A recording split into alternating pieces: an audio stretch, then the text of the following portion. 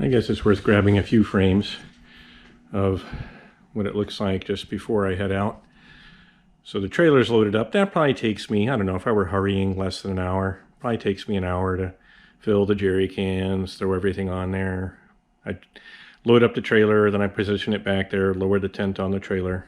And of course, off in the corner is the fridge, which will load up in the truck tomorrow.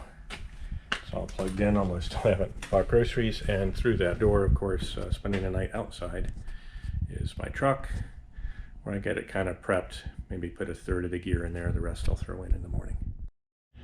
Well, here's kind of the crazy morning rush. It didn't get as early a start as I'd like, but you know, we never do. But lots going on, so glad I'm well rested. So now is just the usual running around in circles, grabbing the last few items, get the truck fully loaded, it's gassed up, filled up the jerry cans. Should be just a few minutes to load up the truck, say goodbye to the family, probably be on the road by 8:30. Shouldn't be too bad. All right, I'm actually going to be pulling out closer to 9. Got everything set up. My son helped me check the lights and many times I don't have time on these trips to videotape the whole setup, but I use the high lift jack as my tongue jack. Okay, I'm about 90 minutes into the trip, driving through southern Wisconsin. I take this Highway 26, it's a smaller highway, not a proper interstate, and it's just kind of more laid back. So you can kind of see many times my overlanding setup, I don't need to block my view. I can actually see out the back window. It's just not a whole lot to see, since all that's really back there is my trailer.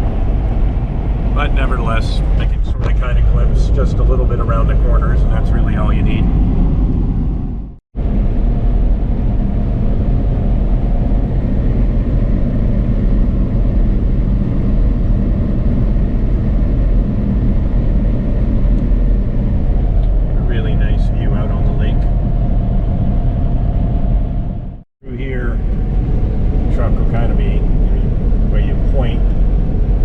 Straight toward the lake and then curves away from it, so you really do get a nice little view kind of out over the lake. Again, it is quite beautiful. So I think this will work. I've just got to navigate around the stump, so I'm going to pull back up forward that way, try and pull the trailer harder, and head toward those orange marked trees. That would be a really, really nice spot here. Well, I've heard GoPros don't do so well with limited lighting, so hopefully this will come out okay. But as the sun's setting, this is kind of the current state of camp.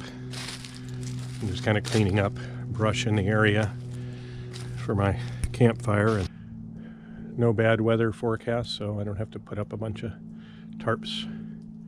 Should be a nice, easy, relaxing evening. A little bit cold tonight. It's going to be in the 20s. But that's what camp looks like as the sun sets.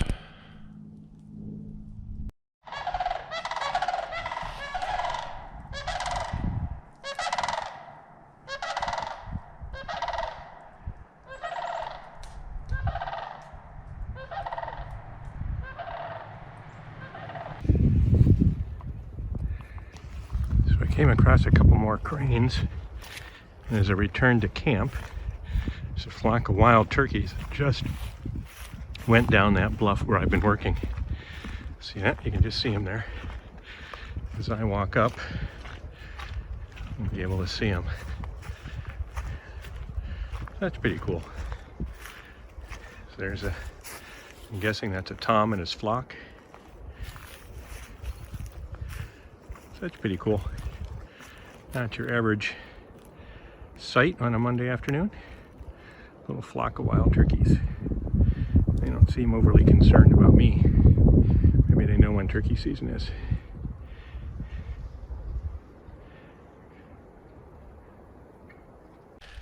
So long and short of this trip is I'm trying to get things set up to where I can access our acreage, which is due south of here, and these orange bands kind of mark an easement that we sketched. But if we stay in the easement, I've got to cut down all those trees. If we go just west of the easement, I'll travel out into that clearing. So I think tomorrow, I think the family has agreed. There's 4 of us who own different parts of this. I think we've all pretty much agreed, just take the path of least resistance, then cut back into the easement right over there, so you don't have to cut down all these young trees. And so still a fantastic place to camp. So I think my goal for tomorrow is to finish clearing a path so I can drive down this gully up over there. And I think next time I come out to camp, my goal will be to camp out there somewhere across the gully and on the path toward our acreage to the south. Well, they tell me GoPros struggle a little bit with lighting. Hopefully not. Figure I'll set this up on a tripod, kind of record the last stages of dinner here. Cooked up some venison from a previous hunting trip up here. Cooked some egg noodles. And some cheese there that I bought on the way up.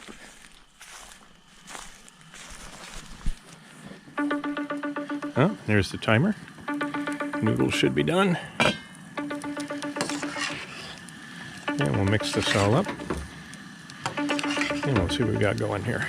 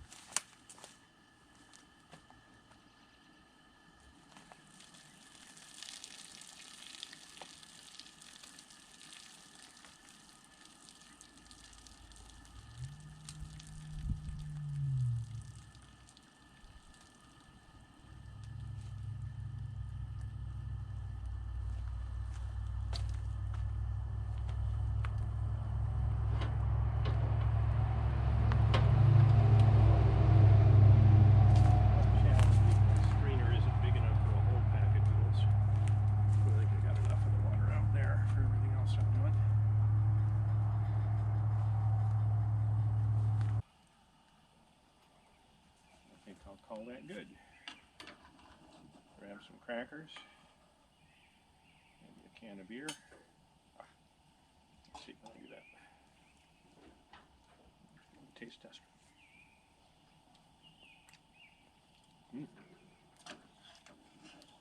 Colby cheese, venison, and egg noodles.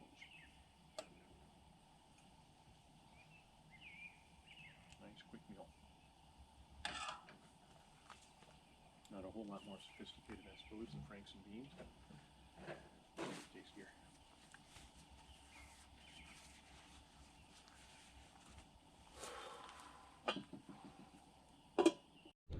Okay, we'll say goodnight to Mr. GoPro. Probably going to pack up camp tomorrow morning. This battery got pretty cold, so I think it's just about out of juice. I don't know how well these things do with extreme light contrast. Fridge is still running despite the solar controller going on the fritz. Got some water boiling there, or heating up to wash tonight's dishes. Absolutely gorgeous night sky. All right, now that's looking out the front. The GoPro's on a tripod down the hill. Let's see if I can execute this maneuver successfully and safely. All right, there's another stump with a tool.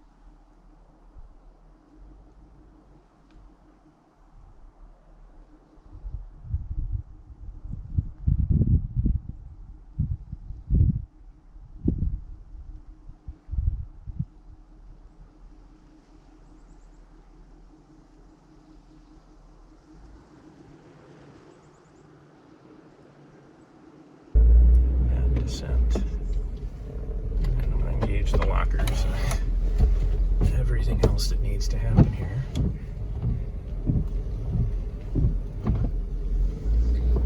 Taking that picture from inside is really can't see super well. Alright, so plan is straight down and over to the right.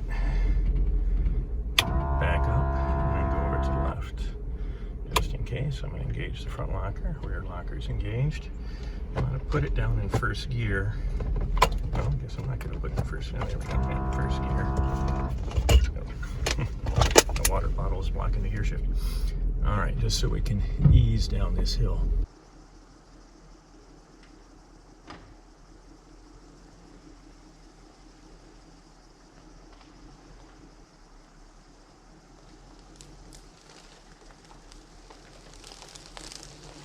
Challenging to see.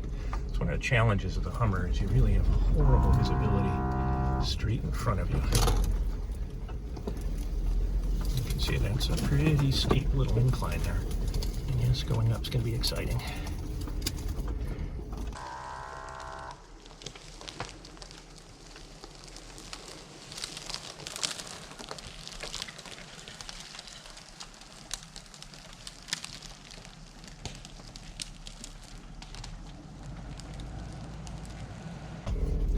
I'm also going to try again, so the modification I did I thought was so amazingly clever, but I haven't really used it to success anyway. And I've got a little camera that's a backup camera. Can't really show it on the camera here, but it looks down at my front wheels. All right, let's just see how this goes here. I walked it. Lots of creaking and straining. So I want to stay generally to the left. That's where I cut all the stumps. Oh yeah, this is so far zero drama.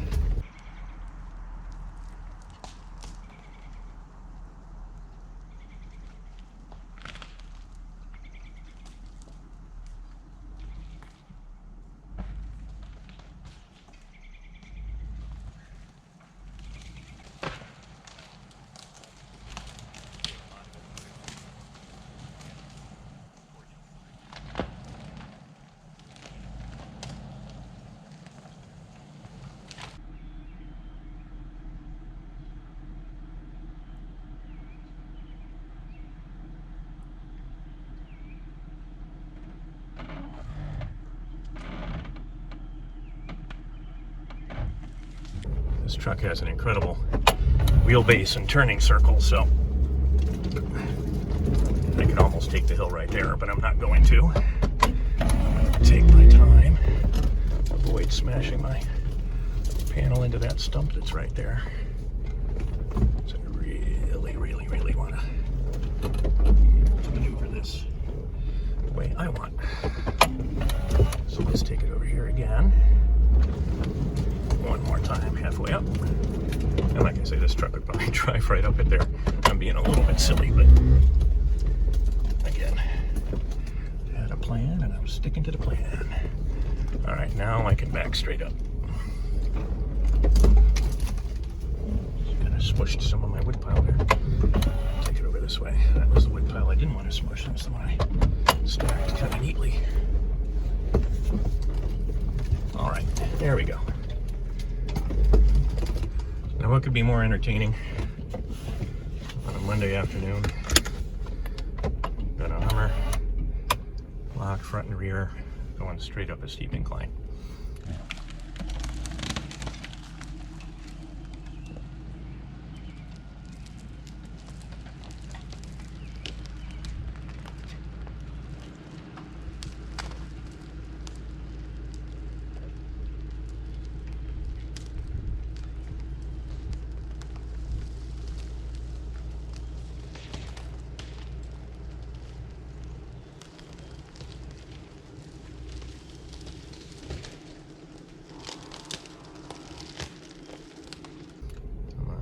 You can see the, actually, I don't know if you can make it out in the picture. I'll try and put my finger there, and that's just the air.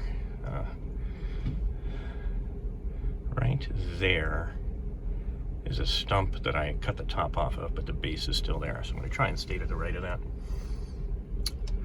Well, here we go. I'm going to keep it in first, just so it doesn't try and upshift. Locked front and rear, and I'll take it easy and slow, because I think this will just crawl it. If not, I'll do it again at speed. Kind of see my tire placement in the camera. Kind of see if they're going to skip and hop here. Inclinometer says 26 degrees. 7. Yeah, you feel that, man. Now look at that, not a bit of tire slip. That is crawl ratio.